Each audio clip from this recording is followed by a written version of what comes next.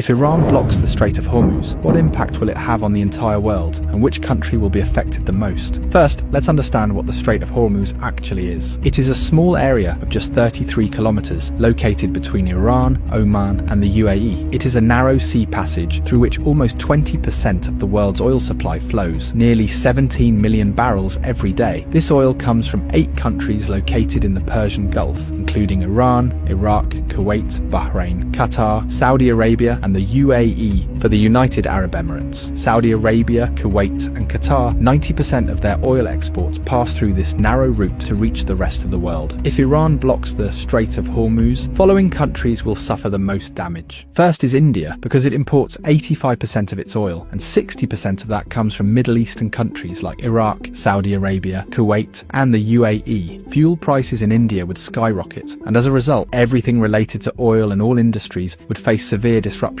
Industries could shut down, there would be job losses, and the economy would be severely affected. The second most affected country would be China. China is the world's largest oil importer, bringing in 10 million barrels of oil every day. 40% of China's oil imports pass through this Strait of Hormuz. Although China has built oil pipelines with Russia and Central Asia, they don't even fulfill 20% of its energy needs. So, if the Strait of Hormuz is blocked, China's economy could suffer a massive blow, and if China's economy is shaken, its effects will be felt all over the world. The third most affected country would be Japan, as it imports 90% of its oil, and 75% of that passes through the Strait of Hormuz. The fourth most affected country would be Saudi Arabia. 80 to 90% of Saudi Arabia's oil goes to the rest of the world through Strait of Hormuz, while only 10% goes to Europe via its Red Sea coastline. So if this choke point is blocked, Saudi Arabia's economy will be heavily impacted. Imagine that a country suddenly loses 80 to 90% of its revenue. What would happen to it? Something similar could happen to Saudi Arabia. There's also a high chance that Saudi Arabia might send in its military to reopen the route, and that could make the situation even worse. Fifth is Pakistan, which gets about 90% of its oil through the Strait of Hormuz. This oil meets around 27% of the country's energy needs. So if the route is blocked, prices in Pakistan could rise sharply. But there's an interesting twist. Since Pakistan shares a border with Iran, and several government reports suggest that 35% of Pakistan's diesel comes unofficially from Iran. So if the strait is blocked, Pakistan might turn to Iran for oil, either quietly or through an official deal. Next in line is the UAE, because as nearly as 72% of its oil exports rely on this Strait of Hormuz. The country does have a backup option, the Habshan-Fujairah pipeline, which allows it to bypass the strait and export up to 60% of its oil. But for a major economy like the UAE, losing the remaining 40% would still be a serious blow. Next comes the European countries like France, Germany and Italy, which on average get 10% of their